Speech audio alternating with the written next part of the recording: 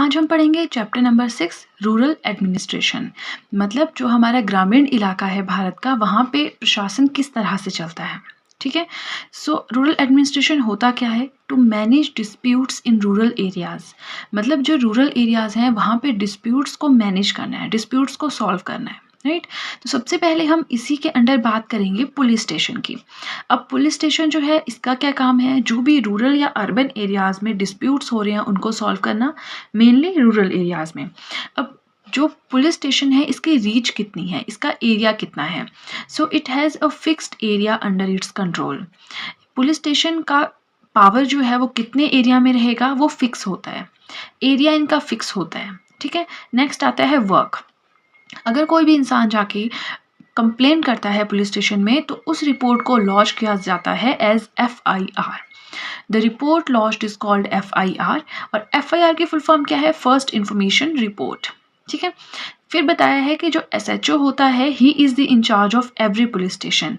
हर police station का incharge होता है एक, वो SHO होता है, मतलब स्टेशन हाउस ऑफिसर, और वो पूरी चीज़ों की छानबीन करता है, राइट। ये हमने पढ़ा पुलिस स्टेशन के बारे में। अब नेक्स्ट हम पढ़ेंगे मेंटेनेंस ऑफ लैंड रिकॉर्ड्स। अब जो लैंड रिकॉर्ड्स हैं उनको मेंटेन करना है गांव में तो कैसे होगा? क्योंकि आपने सुना ही होगा गांव में जो है लैंड को लेकर काफ़ी ज़्यादा डिस्प्यूट्स चलते रहते हैं, तो इसी के रिगार्डिंग अब हम यहाँ पे बात करेंगे। देखिए, लैंड को मेजर करना और पूरा का पूरा लैंड रिकॉर्ड रखना, ये किसका काम होता है? ये काम होता है पटवारी का। ठीक है। Measuring land and keeping land records is the main work of patwari. अब डिफरेंट नेम से पटवारी की जो पोस्ट है इसे जाना जाता है। इसे किन्हीं स्टेट्स में लेखपाल कहा जाता है, कहीं पे कानूंगो कहा जाता है, और कहीं पे विलेज ऑफिसर कहा जाता है, और कहीं पे नॉर्मल पटवारी कहा जाता है। ठीक है। अब जो पटवारी है वो मेंटेन करता है और अपडेट करता है विलेज के रिकॉर्ड कि कौन सी ज़मीन किसके नाम पे है, किसकी ज़मीन की बाउंड्री कितनी है, किसी एक पर्सन के बाद किसकी ज़मीन स्टार्ट होती है, ये सारी डिटेल्स किसके पास होती हैं? पटवारी के पास होती हैं। अब हम पढ़ेंगे फंक्शंस ऑफ पटवारी। अब हमने ये तो पढ़ लिया कि पटवारी का काम क्या है। ठीक है। उसे लैंड रिकॉर्ड को मेंटेन रखना है, गांव में अलग अलग नाम से जाना जाता है। अब हम पढ़ेंगे कि उसके काम क्या है, उसके फंक्शंस क्या हैं। पहला है collection of land revenue from farmers. जो किसान होते हैं उनसे रेवेन्यू को कलेक्ट करना। ठीक है। सेकेंड है providing information to the government about the crops grown in the area. Patwari के अंडर जो भी एरिया आता है वहाँ पे कौन कौन सी क्रॉप्स यानी फसलें जो है वो बोई गई, ठीक है, उस सब की इंफॉर्मेशन प्रोवाइड करवाना सरकार को। ये जो है दो मेन काम होते हैं पटवारी के। पहला है collection of land revenue from farmers and second है providing information to the government about the crops grown in the area, right. अब हमने पुलिस स्टेशन के बारे में पढ़ लिया, हमने लैंड रिकॉर्ड्स को कैसे मेंटेन करना है और कौन मेंटेन करता है, पटवारी मेंटेन करता है, वो पढ़ लिया।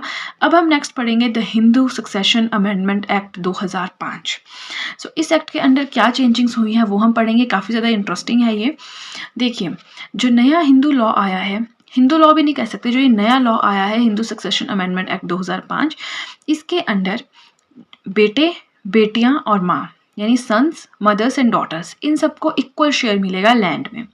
पहले क्या होता था, कोई भी ज़मीन है, प्रॉपर्टी है, घर है, वो सारी की सारी प्रॉपर्टी आगे बेटे को चली जाती थी। ठीक है। ये प्रथा जो है काफ़ी टाइम से चलती आ रही है, लेकिन अभी नया कानून आया है जिसके अंडर जो भी लैंड है उसको इक्वल पार्ट्स में डिवाइड करना पड़ेगा, बेटों के, बेटियों के और जो मदर है उसके बीच में। ठीक है। So the same law will apply to all the states and UTs of the country. जो हमारा देश है वहाँ पे जितने भी स्टेट्स हैं और जितने भी यूटीज़ हैं, मतलब जितने भी राज्य हैं और जितने भी केंद्र शासित प्रदेश हैं, वहाँ हर जगह ये लॉ, ये कानून जो है अप्लाई होगा। ठीक है। तो ये काफ़ी न्यूज़ में भी था, आपने सुना होगा कि अब बेटियों को भी जो है ज़मीन में हक मिलेगा, बेटियां भी जो है ज़मीन में हक मांग रही हैं। तो ये सब जो है किसके अंडर है? The Hindu succession amendment act 2005।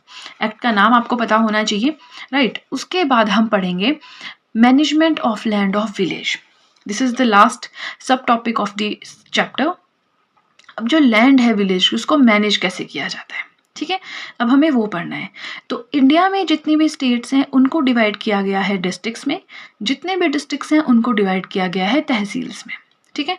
जो डिस्ट्रिक्ट का हेड होता है वो, उसे हमने नाम दे दिया है डिस्ट्रिक्ट कलेक्टर, और जो तहसील का हेड होता है उसे नाम दे दिया हमने या तो रेवेन्यू ऑफिसर्स या तहसीलदार, अलग अलग एरियाज में जो भी चलता है। ठीक है। अब जो पटवारी का वर्क होता है वो तहसीलदार देखता है। ठीक है। तो इस तरह से गांव की लैंड भी मैनेज हो गई, पटवारी जो भी रिपोर्ट देगा तहसीलदार को सबमिट कराएगा, तहसीलदार डिस्ट्रिक्ट कलेक्टर को करेगा, डिस्ट्रिक्ट कलेक्टर सरकार को करेगा। इस तरह से हम कह सकते हैं डायरेक्टली और इनडायरेक्टली जो भी गाँव की लैंड है, विलेज लैंड है, उसका पूरा का पूरा रिकॉर्ड सरकार के पास है। सरकार डायरेक्ट नहीं कर रही है बट उनके कर्मचारी जो हैं वो कर रहे हैं, पूरा का पूरा रिकॉर्ड रख रहे हैं, उसे मेंटेन कर रहे हैं। ठीक है, so this was all about the chapter. हमारा चैप्टर हो गया है कंप्लीट।